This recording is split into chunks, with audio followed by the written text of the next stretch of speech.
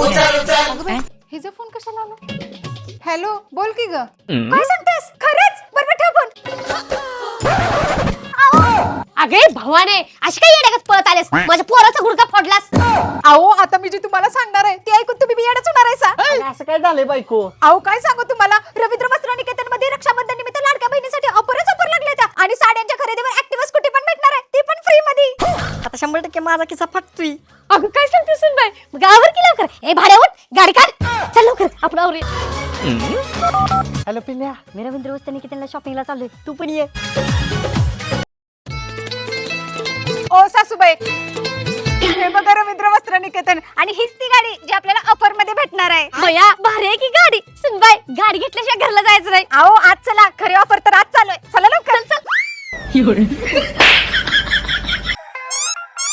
ओ, कुणाला हुडकताय? अगं काय नाही, पुरुषांची पॅन्ट शर्ट कुठे आहेत ते बघत होतो. बर बर, बरं, बायको तुम्ही करा तुमचं शॉपिंग, मी माझं काम करून येतो. ठीक आहे. चला सासूबाई, आपण साड्या बघूया. लेकिन ये साला कर क्या रहा है यहाँ पे?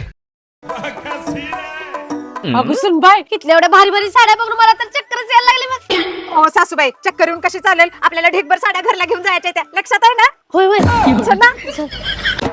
सासूबाई, ही बघा फ्लावर कॉटन साडी 600 रुपयाची, फक्त 225 रुपयाला. काय सांगतेस? सासूबाई, ही बघा कलांजली पैठणी. गोड आहे पण लय महाग असेल. अहो, महाग कुठली? 1500 ची साडी फक्त 594 रुपयाला. खरंच होय. चल.